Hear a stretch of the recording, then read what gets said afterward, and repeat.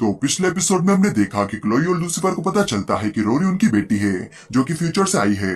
और क्लोई और लूसीफर ये पता लगाने की कोशिश करते हैं कि आखिर लूसीफर फ्यूचर में रोरी को छोड़कर क्यों चला गया था। और एजल की ब्लेड को लूसीफर हेवन में ले जाने का सोचता है ताकि उससे लूसीफर को कोई भी ना मार पाए और क्लोई भी फिर से बेकाबू ना हो। तो चलिए अब आगे बढ़ते हैं। तो एपिसोड की शुरुआत में हम देखते हैं कि हैरिस और अमीना डेल ड्यूटी कर रहे होते हैं और उसकी ड्यूटी का आज पहला दिन है। ओडेन अचानक से बोलकर अमीना डेल को डरा देता है। ओडेन उससे बातें करने लगता है तो अमीना डेल उसे वहां से जाने के लिए कहता है। तो हैरिस को लगता है कि अमीना डेल थोड़ा नर्वस है, इसीलिए वो ऐसा रिएक्ट कर रहा है। फिर उन्हें एक मर्डर की रिपोर्ट मिलती है। फिर हम देखते हैं कि लूसीफर लिंडा के पास होता है और लिंडा उसे कहती है कि उसे अभी रोरी पर ध्यान देना चाहिए कि उसे कैसा लग रहा है। तुमने उसके साथ बिल्कुल भी वक्त नहीं बिताया है तो तुम्हें उसके साथ कुछ वक्त बिताना चाहिए। फिर हम देखते हैं कि क्लोई रोरी को एक कमरा देती है उसके रहने के लिए और क्लोई रोरी से माफी मांगती है क्योंकि उसकी वजह से ही लिंडा के ऑफिस में उसके और लूसीफर के बीच में झगड़ा हुआ था। तो रोरी कहती है आपको माफी मांगने की कोई जरूरत नहीं है और मुझे आपसे कोई प्रॉब्लम नहीं है। और तभी रोरी के पास लूसीफर का कॉल आता है और क्लोई रोरी को लूसीफर को एक मौका देने के लिए कहती है। फिर हम देखते हैं कि अमीना डील उस जगह पर पहुंच जाता है जहां पर खून हुआ है केविन नाम के एक लड़के का। और अमीना डील हैरिस को बताता है कि बाथरूम में उसे 2 टूथब्रश मिले हैं जो कि शायद उसकी गर्लफ्रेंड या उसके रूममेट के हो सकते हैं और उनसे हमें कुछ जानकारी मिल सकती है। तो हैरिस कहती है ये तो तुम्हें डिटेक्टिव को बताना चाहिए और वह डिटेक्टिव होता है राइबन। और राइबन को देखकर अमीना डील को याद आता है कि ये वही है जिसने कलीब के साथ बुरा व्यवहार किया था और ये एक बुरा ऑफिसर है जो कि काले रंग के लोगों को पसंद नहीं करता और उन्हें परेशान करता है। और केविन के मर्डर पर राइबन कहता है कि ये इलाका बहुत खतरनाक है, पिछले हफ्ते ही यहाँ पर शूटिंग हो रही थी, इसे भी शायद उन्होंने ही मारा होगा। और राइबन ऑफिसर्स को सिर्फ लिविंग रूम की तलाशी लेने के लिए कहता है क्योंकि उसे उस केस को सोल्व करने की बिल्कुल पड़ी ही नहीं होती। तो अमीना डील उसे बताता है कि उसे बाथरूम में भी तलाशी करवानी चाहिए क्योंकि वहाँ पर 2 टूथब्रश थे और खिड़की और हैंडल लॉक भी टूटे हुए थे, शायद वहाँ से कोई अपनी जान बचाकर भागा हो। लेकिन राइबन उसकी बातों को मजाक में उड़ा देता है और हैरिस अमीना डील को लेकर बाहर जाती है और उसे कहती है कि अगर तुम्हें अपनी जॉब प्यारी है तो कभी भी राइबन के सामने मत बोलना क्योंकि वो हमारा बॉस है। तो अमीना डील कहता है लेकिन वो एक बुरा कॉप है और वो ठीक से काम भी नहीं कर रहा। तो हैरिस उसे कहती है मैं भी पहले तुम्हारी तरह थी और इसीलिए 10 साल काम करने के बाद भी मैं आगे नहीं बढ़ पाई, तो तुम्हें बस अपने काम से काम रखना चाहिए। फिर अमीना डील जाता है एला के पास और क्राइम सीन के बारे में बताता है और उसे वहां पर जाकर जांच करने के लिए कहता है और ये बात उन दोनों के बीच में ही रखने के लिए कहता है और एला उसकी मदद करने के लिए तैयार हो जाती है। और फिर हम देखते हैं कि रोरी आती है लूसीफर के पास और वहां पर लूसीफर रोरी को एक एक करके क्रिसमस के बहुत सारे गिफ्ट्स देता है क्योंकि फ्यूचर में लूसीफर रोरी को क्रिसमस पर कोई भी गिफ्ट नहीं दे पाया था। और अमीना डील क्लोई के पास आता है और उसे बताता है कि एला को क्राइम सीन पर खिड़की के पास खून के धब्बे मिले और एक फिंगरप्रिंट मिला जो कि मिकेला विलियम्स का है। तो तुम्हें क्या लगता है कि इसका मर्डर से कोई लेना देना है या नहीं?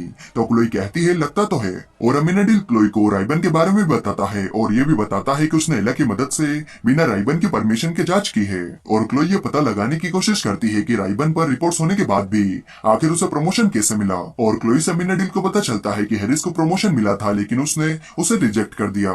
फिर अमीना डील केविन की पड़ोसन लोरेटा के पास आता है केविन के केस के बारे में पूछताछ करने के लिए और उसे पता चलता है कि केविन के पहले उस घर में सेम नाम का लड़का रहता था जिसका गैंग के साथ कनेक्शन था और मिकेल और केविन एक दूसरे से प्यार करते थे और एक साथ रहने लगे थे।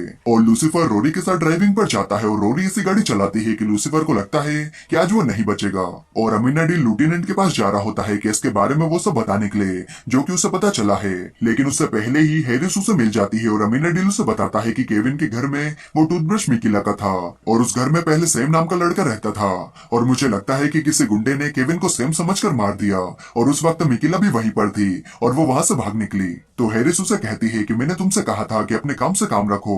और अमीना डील को पता चलता है कि हैरिस ने प्रमोशन इसलिए नहीं लिया था क्योंकि वो उसे शहर से बाहर भेजना चाहते थे ताकि वो अपने लोगों से दूर हो जाए और उनके काम में टांग ना अड़ाए। फिर राइबन अमीना डील को बुलाता है क्योंकि उसे पता चल जाता है कि अमीना डील ने उसके पीठ पीछे से जांच की है और राइबन अमीना डील का शुक्रिया अदा करता है क्योंकि उसने काफी अच्छा काम किया है।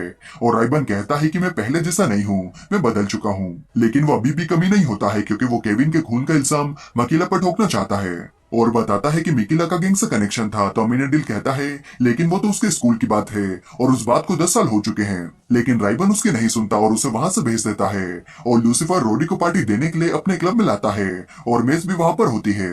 और लूसीफर रोरी के लिए गाना भी गाता है, लेकिन रोरी को वो बिल्कुल भी पसंद नहीं आता। और रोरी कहती है आप चाहे कुछ भी कर लें, लेकिन आप उन दिनों की कमियों को नहीं भर सकते जब आप मेरे साथ नहीं थे। तो लूसीफर कहता है फिर मैं क्या करूं? रोरी तुम क्या चाहती हो? तो रोरी ये कहकर वहां से चली जाती है कि आप मुझे अकेला छोड़ दो। और लूसीफर को इस बात से बहुत बुरा लगता है। फिर हम देखते हैं कि अमीनाडिल हैरिस को कहता है कि ये सब मेरी गलती है, मेरी वजह से ही एक मासूम ब्लैक लड़की पर खून का इल्जाम लग गया। राइबन ब्लैक लोगों के खिलाफ अपनी नफरत दिखा रहा है, जबकि एक पुलिस ऑफिसर को न्याय का साथ देना चाहिए। और हैरिस भी बताती है कि इसी वजह से उसने प्रमोशन नहीं लिया था, क्योंकि अगर वो शहर में रहेगी तो राइबन जैसे पुलिस वालों को ब्लैक लोगों के साथ बुरा करने से रोक पाएगी और उनके खिलाफ कुछ कदम उठा पाएगी और ब्लैक लोगों को बचा पाएगी। फिर वहाँ पर डॉक्टर लिमोटे आती है और बताती है कि मिकिला कल उनके क्लिनिक में आई थी क्योंकि किसी ने उसकी जांघ पर गोली मार दी थी।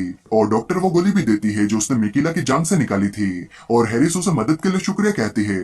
और अगर डॉक्टर की मिकिला से बात हो तो मिकिला को अपना नंबर देने के लिए भी कहती है ताकि वो उसकी मदद कर पाए। और अमीनाडिल वो गोली लेकर इला के पास आता है और वो बताती है कि ये गोली किसी गुंडे की है जिसका नाम लोगन मकाती है, और ये उन लोगों को गोली मार देता है जो इसका पैसा वापस नहीं देते। तो अमीनाडिल कहता है शायद सेम ने इससे पैसे लिए होंगे, जो केविन के पहले उस घर में रहता था।